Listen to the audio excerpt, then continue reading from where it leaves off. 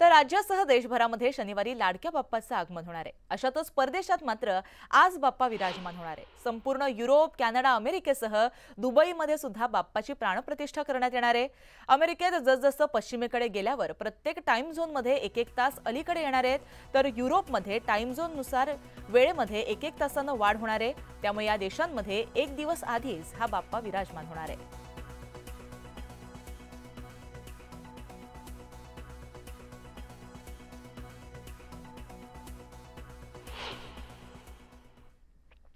म्हाडाच्या मुंबई मंडळाच्या 2030 घरांसाठीच्या सोडतीच्या निकालाची तारीख ही म्हाडानं जाहीर केली आहे। येत्या 8 ऑक्टोबरला यशवंतराव चव्हाण प्रतिष्ठानामध्ये ही सोडत करण्यात येणार आहे, तर सोडतीसाठी अर्ज भरणाऱ्यांची मुदत ही 19 सप्टेंबरपर्यंत असणार आहे।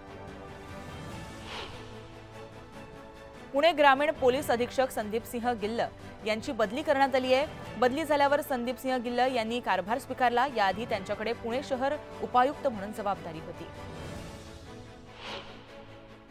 गणेशोत्सवाच्या पार्श्वभूमीवरती कोकणातील पोलीस प्रशासन सज्ज झालंय। मुंबई गोवा महामार्गावरील रत्नागिरी आणि सिंधुदुर्गामध्ये पोलिसांकडून सुविधा केंद्र उभारण्यात आली आहेत। जिल्ह्याचे एसपी धनंजय कुलकर्णी यांनी या सुविधा केंद्रांना भेट देऊन पाहणी केली आहे। नाशिकमधील वाडीभरेत एका टोळक्यानं हॉटेल चालकासह दुकानातील एका ग्राहकाला मारहाण केली आहे। स्वस्तात दारू देण्याच्या मागणीनंतर वाद झाला आणि वादाचं रूपांतर हाणामारीत झालं। या प्रकरणी व्यावसायिकांनी कारवाईची मागणी केली आहे। नालासोपारा परिसरामध्ये सापडलेल्या अंमली पदार्थांच्या साठ्यामुळे शहरामध्ये पुन्हा एकदा खळबळ माजली आहे। तुळींज पोलिसांनी 2,20,00,000चं ड्रग्ज जप्त केलंय, तर ड्रग्ज सोबत आढळलेल्या पासपोर्टच्या आधारे नायजेरियन आरोपीवरती गुन्हा दाखल करण्यात आलाय। सांगलीच्या कृष्णा नदीमध्ये 2 तरुण वाहून गेलेत।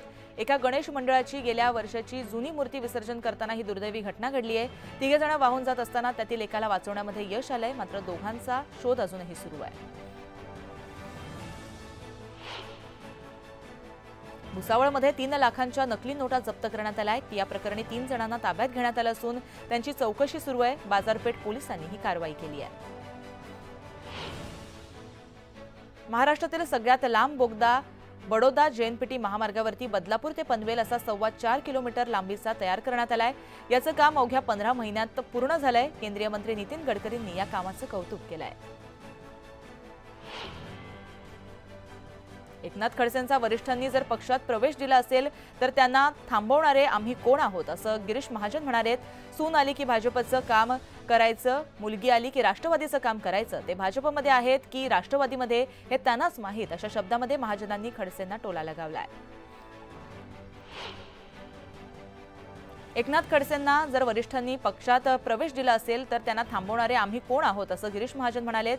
सून आली की भाजपचं काम करायचं, मुलगी आली की राष्ट्रवादीचं काम करायचं, ते भाजपमध्ये आहेत की राष्ट्रवादीमध्ये हे त्यांनाच माहीत, अशा शब्दामध्ये महाजनांनी खडसेंना टोला लगावलाय। शिवसेनेचे नेते माजी मंत्री रामदास कदम यांचे सख्खे पुतणे अनिकेत कदमांनी भाऊ योगेश कदमांविरोधात मैदानात ते उतरणार आहेत। योगेश कदम यांच्या विरोधात शिवसेना उद्धव बाळासाहेब ठाकरे पक्षाच्या उमेदवाराला निवडून आणण्यासाठी ते प्रयत्न करणार आहेत। संभाजीराजे छत्रपतींची स्वराज्य संघटना विधानसभा निवडणुकीच्या रिंगणात उतरण्याच्या तयारीमध्ये आहे। एक वेगळा पर्याय कसा देऊ शकतो यावरती चर्चा सुरू असून राजू शेट्टी आणि जरांगेंशी बोलणं सुरू असल्याचं संभाजीराजे छत्रपतींनी स्पष्ट केलंय। छत्रपती शिवाजी महाराज आणि शाहू फुले आंबेडकर यांचा विचार पुढे घेऊन जाणारं याचं देखील स्पष्टीकरण संभाजीराजेंनी दिलंय।